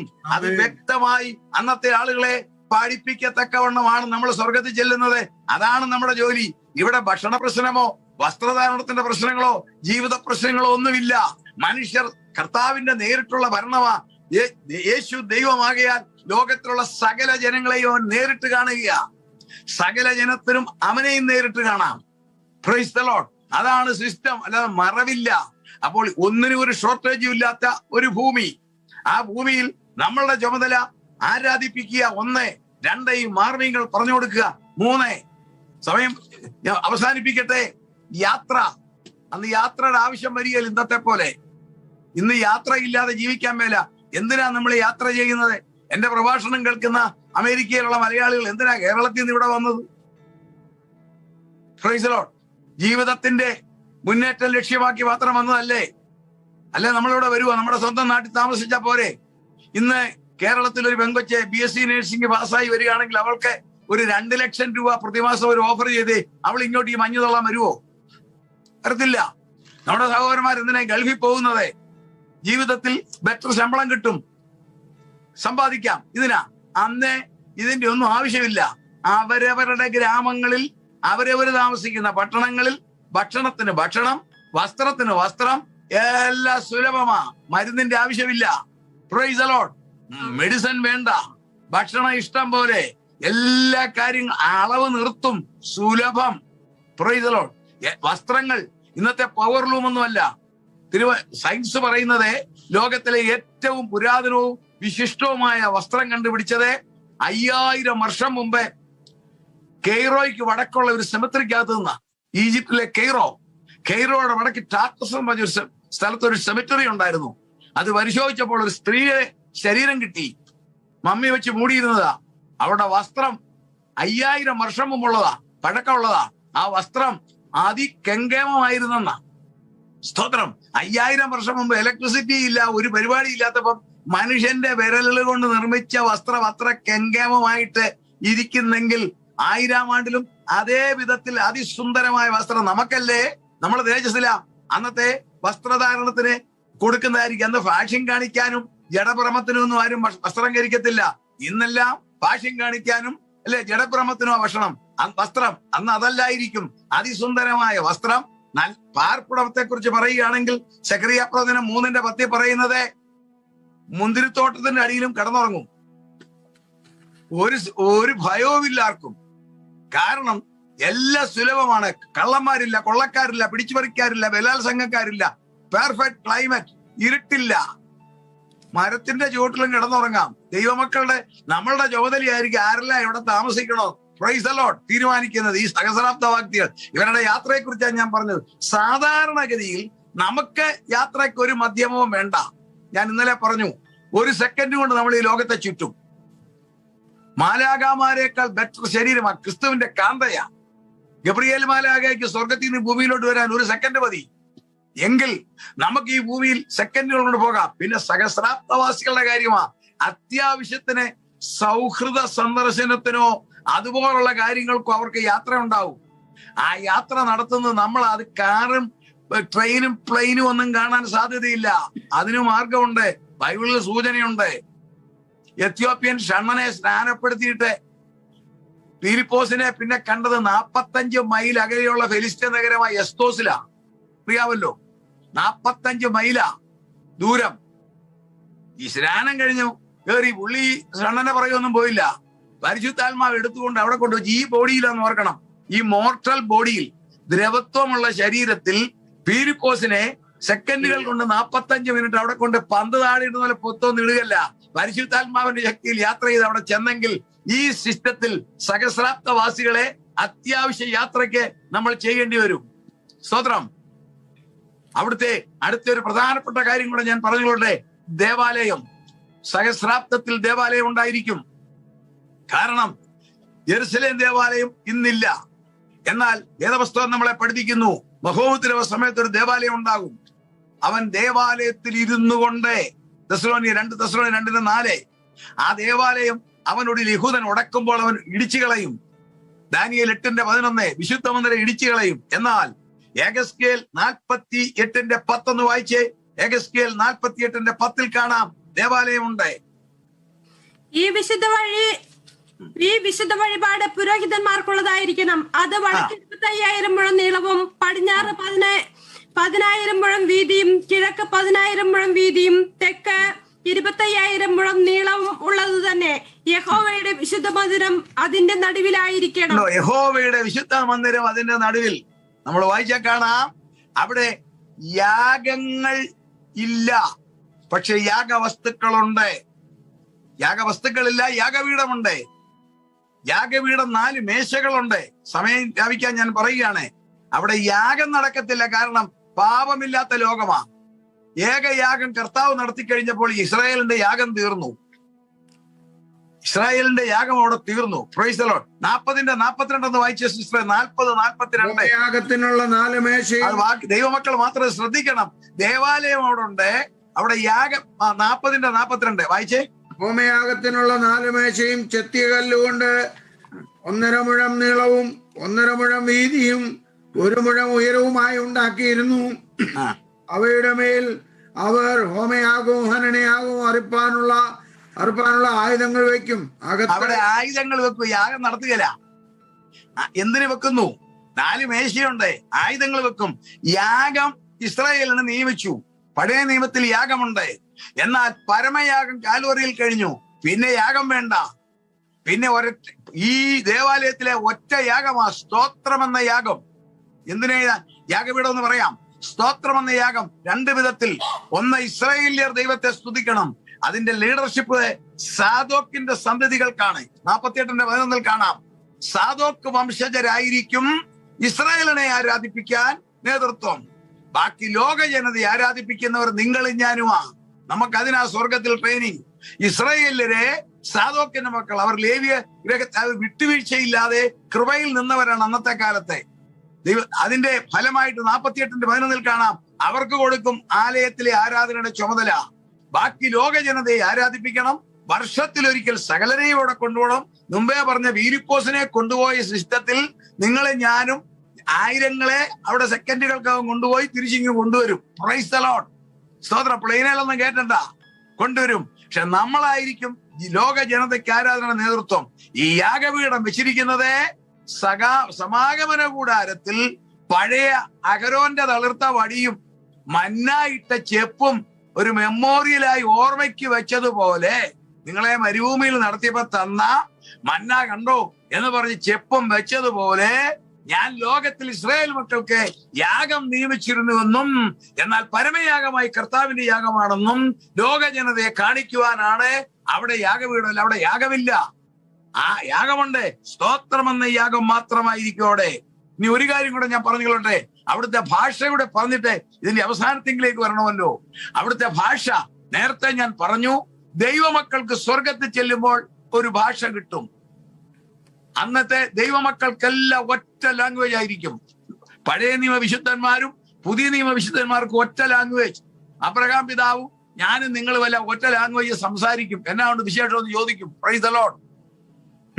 നോക്കിക്കേ, അബ്രഹാം പിതാവ്, മോശ, ഇസ്ഹാക്ക്, യാക്കോബ്, ദാനിയേൽ, അവരും ഞാനും നിങ്ങളും എല്ലാം ഒറ്റ ലാംഗ്വേജ്. എന്നാ സന്തോഷമായിരിക്കും. ലോകത്തിലെ ജനങ്ങൾ അവരവരുടെ ലാംഗ്വേജിലാണ് കയറുന്നത്. ഒരു മലയാളി 1000 ആണ്ടിൽ കർത്താവിന്റെ യഹൂദനെയോ ക്രൈസ്തവനെയോ സഹായിച്ചതിന്റെ പേരിൽ ഗുഡ് എൻട്രി കിട്ടിയാൽ അവൻ 1000 ആണ്ടിൽ കയറും. അവന്റെ മലയാളം മാറുന്നത് അവൻ മലയാളം. ഒരു തമിഴ് സഹോദരൻ തമിഴ്, ഹിന്ദി സഹോദരൻ ഹിന്ദി, ഇംഗ്ലീഷുകാരൻ ഇംഗ്ലീഷ്. അപ്പോൾ എങ്ങനെ അടുത്ത പരിപാടി? ആ പരിപാടിയുടെ സൂചനയാണ് പെന്തക്കോസ്ത് നാളിൽ 16 ഭാഷക്കാർ വന്നപ്പം ഗലീലയിൽ നിന്നുള്ളവർ സംസാരിച്ചത് അരാമിക് ഭാഷ. അവരെ പത്രോസ് ഉൾപ്പെടെയുള്ളവർ സംസാരിച്ചത് നമുക്കറിയാം അരാമിക് ഭാഷ. ഈ 16 സംസ്ഥാനക്കാർക്കും 16 ഭാഷയെ മനസ്സിലായി. പറയുന്നില്ലേ, ഈ ഗലീലക്കാർ നമ്മുടെ ഭാഷയിൽ സംസാരിക്കുന്നു. അതാണ് തമ്പുരാന്റെ പരിപാടി. അന്ന് ഒരു മലയാളി മലയാളത്തിൽ സംസാരിച്ചാൽ അന്നത്തെ ലോകത്തിലെ വാസികൾക്കെല്ലാം അവരവരുടെ ഭാഷയെ പോയി. ഇന്ന് നിങ്ങൾക്കറിയാമല്ലോ, നിങ്ങൾ അനുഭവിക്കുന്നില്ലേ, വോയിസ് ട്രാൻസ്ലേഷൻ ഇല്ലേ, ഹോസ്പിറ്റലുകളിലില്ലേ? ഇംഗ്ലീഷ് അറിയാൻ മേലാത്ത പേഷ്യന്റിനോട് മെഡിക്കൽ സ്റ്റാഫ് സംസാരിക്കുന്നത് എങ്ങനെയാ? വോയിസ് ട്രാൻസ്ലേറ്റർ വെച്ചല്ലേ. ഈ മനുഷ്യൻ ആ ചെപ്പടിപ്പണി അറിയാമെങ്കിൽ സ്വർഗത്തിലെ ദൈവം തന്റെ കൃപയാൽ ഒരാൾ മലയാളത്തിലാ സംസാരിക്കുന്നെങ്കിൽ ലോകത്തിലെ സകല ആളുകൾക്കും അവരുടെ ഭാഷയിൽ അത് വ്യക്തമാകും. അതായിരിക്കും ഭാഷ. നമ്മൾ സ്വർഗീയ ഭാഷ. നമ്മളെ കാന്തയാ, നമ്മുടെ സ്റ്റാറ്റസ് വേറെയാ. Praise the Lord. നമുക്ക് ഭാഷ അങ്ങനെ മനോഹരമായ പൂർണ്ണ സന്തോഷം. യെശയ്യാവ് 12:36. ഞാൻ 4-5 മിനിറ്റ് തീർക്കാവില്ല വേഗം. യെശയ്യാവ് 12:36. അതുകൊണ്ട് നിങ്ങൾ സന്തോഷത്തോടെ രക്ഷയുടെ ഉറവുകളിൽ നിന്ന് വെള്ളം കോരും. പൂർണ്ണ സന്തോഷം. നോക്കിക്കേ, കണ്ണുനീരിന്റെ പ്രവാചകൻ എന്നാ പറയുന്നത് യെരമ്യാവ്. അദ്ദേഹം കണ്ണുനീരിന്റെ പ്രവാചകനാ. അദ്ദേഹം പോലും ഇത് കണ്ടിട്ടങ്ങ് സന്തോഷിക്കുക. യെരമ്യാ പ്രവചനം 31:12-13 ഒന്ന് വായിച്ചേ. യെരമ്യാ പ്രവചനം 31:12-13. അവർ വന്ന് സിയോൻ മുകളിൽ കയറി ഘോഷിച്ചുല്ലസിക്കും. ധാന്യം, വീഞ്ഞ, എണ്ണ, കുഞ്ഞാടുകൾ, കാളക്കുട്ടികൾ എന്നിങ്ങനെയുള്ള യഹോവയുടെ നന്മയിലേക്ക് ഓടിവരും. അവരുടെ പ്രാണൻ നനഞ്ഞിരിക്കുന്ന തോട്ടം പോലെയാകും. അവർ ഇനി ക്ഷീണിച്ചു പോകുകയില്ല. അന്ന് കന്യകയും യൗവനക്കാരും വൃദ്ധന്മാരും ഒരുപോലെ നൃത്തം ചെയ്ത് സന്തോഷിക്കും. ഒരുപോലെ നൃത്തം ചെയ്ത് തുള്ളും. കന്യകയും ചെറുപ്പക്കാരും പ്രായമുള്ളവരും എല്ലാം ഒരുപോലെ. കണ്ണുനീരിന്റെ പ്രവാചകനായ യെരമ്യാവ്. അദ്ദേഹം ഈ കണ്ണുനീരിന്റെ കാര്യങ്ങളെല്ലാം അതിനോട് ഇത് കണ്ടപ്പോൾ അദ്ദേഹത്തിന്റെ ദുഃഖമെല്ലാം പോയി. കാരണം നിത്യ സന്തോഷമായിരിക്കും അവിടെ 1000 ആണ്ടിൽ. ഒരു ദുഃഖവുമില്ല. അന്നത്തെ മനുഷ്യ ശരീരത്തിൽ കണ്ണുനീരെന്ന സാധനമില്ല, ടീയേഴ്സ് ഇല്ല. കണ്ണുനീരില്ലാത്ത ലോകമാ. സ്വർഗത്തിൽ മാത്രമല്ല 1000 ആണ്ടിൽ കണ്ണുനീര് വരത്തില്ല. കണ്ണുനീരിന്റെ ആവശ്യമില്ല. എന്താ? കർത്താവ് രാജാവ് ഭരിക്കുന്നത് തന്റെ ശരീരം, ശിരസാകുന്ന ക്രിസ്തു, ശരീരമാകുന്ന സഭ, ദൈവമക്കൾ ഭരിക്കുക. ഒന്നിനും ഒരു കുറവില്ല. അങ്ങനെ കൃത്യം 1000 വർഷം പൂർണ്ണമാകും. വെളിപ്പാട് 20:6 വായിക്കാം. ഞാൻ വേഗം അവസാനിപ്പിക്കാം. വെളിപ്പാട് 20:6. പുനരുത്ഥാനത്തിൽ പങ്കുള്ളവർ ഭാഗ്യവാനും വിശുദ്ധനുമാകുന്നു. അവരുടെ മേൽ 2ാം മരണത്തിന് അധികാരമില്ല. അവർ ദൈവത്തിനും ക്രിസ്തുവിനും പുരോഹിതന്മാരുമായി ക്രിസ്തുവിനോടുകൂടെ 1000 ആണ്ട് വാഴും. അടുത്ത വായിച്ചു. 1000 ആണ്ട് കഴിയുമ്പോഴോ സാത്താനെ തടവിൽ നിന്ന് അഴിച്ചുവിടും. 1000 വർഷം കൃത്യം തികയുമ്പോൾ അഗാധ കൂപം തുറന്നിട്ട് സാത്താനെ അഴിച്ചുവിടും. അവൻ ദയവായിട്ട് 2-3 മിനിറ്റേ ഉള്ളൂ, ശ്രദ്ധിക്കണമേ. എന്താ സംഭവിക്കാൻ പോകുന്ന? അഴിച്ചുവിടും. അടുത്ത വാക്യം, 7-ാം വാക്യം. ഭൂമിയുടെ 4 ദിക്കിലുമുള്ള ജാതികളായി സംഖ്യയിൽ കടൽപ്പുറത്തെ മണൽ പോലെയുള്ള മാഗോഗ് എന്നിവരെ യുദ്ധത്തിനായി കൂട്ടിച്ചേർക്കേണ്ടതിന് വശീകരിക്കാൻ പുറപ്പെടും. പ്രിയമുള്ളവരെ, സഹസ്രാബ്ദവാസികളിൽ സാധാരണ ശരീരമുള്ള മനുഷ്യർ ഒരു നല്ല വിഭാഗം നമുക്കറിയാം. ഞാൻ ആദ്യമേ നമ്മൾ ചിന്തിച്ചു, മനുഷ്യരെല്ലാവരും, ലോക ജനതകൾ, അവരാരും തന്നെ യേശുവിന്റെ രക്തത്തിൽ കൂടി പാപക്കറ മാറിയവരല്ല. യേശുവിന്റെ രക്തത്തിൽ കൂടി എന്റെയും നിങ്ങളുടെയും പാപക്കറ മാറിയതുപോലെ മാറിയിട്ടില്ല. സഹായിച്ചതിന്റെ പേരിൽ ഗുഡ് എൻട്രൻസ് കൊടുത്തവരാ. ഞാൻ പറഞ്ഞു, അവരുടെ പാപം ഫ്രീസ് ആയിരിക്കും. യെശയ്യാവ് 65:20 നമുക്ക് കാണാം. യെശയ്യാവ് 65:20. കുറെ ദിവസം മാത്രം ജീവിക്കുന്ന കുട്ടിയും ആയുസ് തികയാത്ത വൃദ്ധനും അവിടെ ഇനി ഉണ്ടാകുകയില്ല. ബാലൻ 100 വയസ്സ് പ്രായമുള്ളവനായി മരിക്കും. അടുത്തത് 100 വയസ്സുള്ളവനായിരുന്നാലും ശപിക്കപ്പെട്ടവൻ എന്ന്. പാപിക്ക് 100 വയസ്സായാലും പാപിയാണെന്ന്. ഈ ജനത്തിന്റെ പാപം ക്രിസ്തുവിന്റെ രക്തം കൊണ്ട് മാറിയിട്ടില്ല. അതുകൊണ്ടാണ് നമ്മൾ യേശുവിന്റെ രക്തത്തിന്റെ ശക്തിയുടെ മഹത്വം പ്രസംഗിക്കുന്നത്. ഇവർ 1000 ആണ്ടിൽ കയറി 1000 വർഷം ജീവിച്ചു. ഇവർക്ക് ഒരു കഷ്ടവുമില്ല, രോഗവുമില്ല. പക്ഷെ അവരുടെ അകത്ത് പാപത്തിന്റെ നേച്ചർ കിടപ്പുണ്ട്. അത് ക്രിസ്തുവിന്റെ രക്തം കൊണ്ടല്ലാതെ വേറെ കഴുകാൻ ഒരു കെമിക്കലും ഇല്ല, ഒരു പവറും ഇല്ല, വേറെ ഒരു ദൈവവുമില്ല, വേറെ ഒരു ശക്തിയുമില്ല. ക്രിസ്തുവിന്റെ രക്തത്തിന് മാത്രമേ പാപത്തെ മാറ്റാൻ സാധിക്കത്തുള്ളൂ. ആ വിടുതൽ ലഭിക്കാത്തതിനാൽ, സാത്താൻ ഇല്ലാഞ്ഞതിനാൽ അത് ഫ്രീസ്റ്റേജിലായിരുന്നു, അത് ഫ്രീസായിരുന്നു. എന്നാൽ ഇവനിങ്ങോട്ട് വന്ന ഒരൊറ്റ ഒരു ഇൻഫ്ലുവൻസ് അങ്ങോട്ട് കൊടുക്കുമ്പോൾ ഇതിൽ എല്ലാവരും ഇല്ല, ഒരു കൂട്ടർ അവന്റെ കൂടെ കൂടും. ചട്ടെന്ന് അവർക്ക് മോഹം ജനിക്കും. പണ്ട് അമ്മച്ചിക്ക് മോഹം ഉണ്ടായില്ല ഏതൻ തോട്ടത്തിൽ, അതേ പരിപാടി. മോഹം ജനിക്കും. അടുത്ത വാക്യം ഒന്ന് വായിച്ച് 20:8. അവൻ ഭൂമിയുടെ 4 ദിക്കിലുമുള്ള ജാതികളായി സംഖ്യയിൽ 4 ദിക്കിലുമുള്ള ജാതികളായി സംഖ്യയിൽ കടൽപ്പുറത്തെ മണൽ പോലെയുള്ള ഗോഗ് മാഗോഗ് എന്നിവരെ യുദ്ധത്തിനായി കൂട്ടിച്ചേർക്കേണ്ടതിന് വശീകരിപ്പാൻ പുറപ്പെടും. ഈ സാത്താന്റെ വാക്ക് കേട്ട് ഇവരെല്ലാം ഓടിച്ചെല്ലും. പക്ഷെങ്കിൽ ഇവരുടെ കയ്യിൽ ഒരൊറ്റ ആയുധമില്ല. കാരണം ലോകത്തിൽ തോക്കില്ല, കത്തിയില്ല, കുന്തമില്ല, വാളില്ല, ബയണറ്റില്ല, ഒന്നുമില്ല. പിന്നെ എന്താണെന്നാൽ യുദ്ധം. എതിർ ക്രിസ്തുവിന്റെ പ്രലോഭനത്താൽ വലിയ ഒരു ആവേശം കാണിക്കും. നമുക്കറിയാമല്ലോ, ജനങ്ങൾ ഇന്ന് സമരത്തിന് ആവേശം കാണിക്കുന്നത്, ബഹളം വെക്കുന്നത്, ഒരു വലിയ ബഹളവുമായിട്ട് വരും. സാത്താന്റെ ആക്ഷൻ വരും, അട്രാക്ഷൻ വരുമ്പോൾ അകത്ത് കിടന്ന പാപത്തിന്റെ സ്വഭാവം എല്ലാവരിലും അല്ല, ഒരു വിഭാഗത്തിൽ, അതുകൊണ്ട് ശ്രദ്ധിച്ചോണം, എല്ലാവരിലും അല്ല, ഒരു വിഭാഗത്തിൽ ഉണ്ടാകും. അവർ കഥയറിയാതെ അവന്റെ കൂടെ കൂടും. അടുത്ത വാക്യം അവരെ വഞ്ചിച്ച പിശാചിനെ, അതിന് മേളിൽ നിന്നും വായിച്ചോ. എന്നാൽ ആകാശത്ത് നിന്ന് തീ ഇറങ്ങി അവരെ ദഹിപ്പിച്ചു കളയും. ഈ സെക്കൻഡിൽ നേരത്തെ ഞാൻ പറഞ്ഞു, ആകാശത്തിന്റെ പവർ ഞാൻ പറഞ്ഞു. അന്നത്തെ ലോകത്തിന് എനർജി നൽകുന്നത് ആകാശമാണ്. നമ്മൾ ചിന്തിച്ചു, ഇന്നത്തെ ആകാശത്തിനും പവർ ഉണ്ടെന്നാണ് ശൗലിന്റെ അനുഭവം. അന്നത്തെ ആകാശത്തിലെ മുഴുവൻ എനർജി കൺവേർട്ട് ചെയ്ത് നമ്മൾ ഭൂമിയിൽ പ്രകാശിപ്പിക്കുന്നെങ്കിൽ അതേ ആകാശത്തിൽ നിന്നും തീ ഇങ്ങോട്ട് ഇറങ്ങി വന്ന് എല്ലാം കത്തിക്കും. അവരെ മുഴുവൻ കത്തിച്ചു തീർക്കും. അതോടുകൂടി ഭൂമി കത്തും. അതുകൊണ്ടാണ് പ്രൈസ് ദി ലോർഡ് പത്രോസ്ലീഹ പറഞ്ഞത്, ഭൂമിയും അതിന്റെ പണികളും ബന്ധുപോകും. അവരെ കത്തിക്കും. ആരെ? ഈ മശിഹായ്ക്കെതിരായി വന്നവരെ മാത്രം കത്തിക്കും, അവരെയും കത്തിക്കും. Price the Lord. അത് അങ്ങനെ കത്തിച്ചു വിടും. സാത്താനെ ഗന്ധാംഗത്തുന്ന അവരെ വഞ്ചിച്ച പിശാചിനെ, അടുത്ത വാക്യം, അവരെ വഞ്ചിച്ച പിശാചിനെ മൃഗവും കള്ളപ്രവാചകനും കിടക്കുന്ന ഗന്ധ തീപ്പൊയ്കയിലേക്ക് തള്ളിയിടും. സാത്താനെയും എതിർ ക്രിസ്തുവും അവന്റെ കൂട്ടുകാർ രണ്ടുപേരും കിടപ്പുണ്ട് 1000 വർഷങ്ങൾക്ക് മുമ്പ് ഗന്ധാംഗത്തുന്ന പൊയ്കയിൽ. അവിടേക്ക് സാത്താനെ എറിയും. ഈ ഭൂമി കത്തിക്കും. ഇതാണ് ഡെൻമാർക്ക് സർവകലാശാലയിലെ senior professor Jean Frederick Kolding കോട്ട് 2014 പറഞ്ഞത്. ഈ ഗ്ലോബൽ വാർമിംഗ് കൂടിയാൽ ഈ ഭൂമി കത്തി ഒരു തരി മണൽത്തരിയുടെ വലിപ്പത്തിലാകും എന്ന് പറഞ്ഞെങ്കിൽ അത് സംഭവിക്കാൻ പോവുകയാണ്. അങ്ങനെ കത്തിക്കും. അത് കഴിയുമ്പോൾ വെളിപ്പാട് 21:1 കാണാം, ഞാൻ പുതിയ ആകാശവും പുതിയ ഭൂമിയും കണ്ടു. ഒന്നാമത്തെ ആകാശവും ഒന്നാമത്തെ ഭൂമി ഒഴിഞ്ഞുപോയി.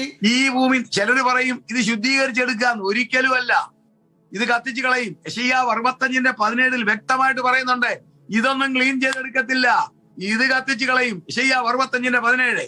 ഇതാ ഞാൻ പുതിയ ആകാശവും പുതിയ ഭൂമിയും സൃഷ്ടിക്കുന്നു, മുമ്പിലത്തവ ആരും ഓർക്കയില്ല, ആരുടെയും മനസ്സിൽ വരികയുമില്ല.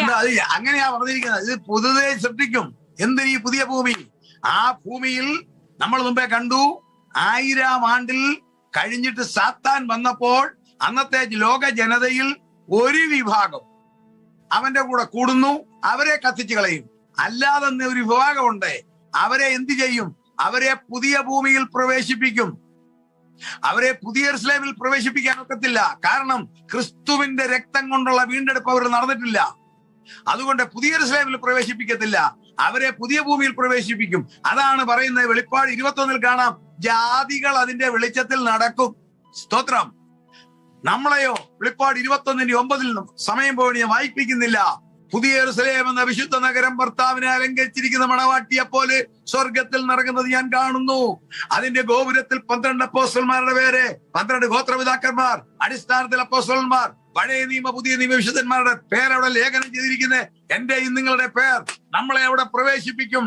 പിതാവും പുത്രനും പരിശുദ്ധാത്മാവും അവിടെ ഉണ്ട്. ദൈവത്തിന്റെ സാന്നിധ്യം, കുഞ്ഞാടതിന്റെ വിളക്ക്, പരിശുദ്ധാത്മാവ് നദിപ്രവാഹം നമ്മുടെ നിത്യത ആരംഭിക്കും. ഇതാണ് തിരുവചനം നമ്മളെ പഠിപ്പിക്കുന്ന 1000 ആണ്ട് വാഴ്ച. ദൈവമക്കളെ, 1000 ആണ്ടിൽ ഭരിക്കണമെങ്കിൽ ഇന്ന് നമ്മൾ കിട്ടിയ വെളിച്ചത്തിൽ നിന്ന് തയ്യാറാകണം. പ്രത്യാശ പുതുക്കാം, ധൈര്യപ്പെടാം. കയ്യെത്തുന്ന ദൂരത്തിലാണ് 1000 ആണ്ട്.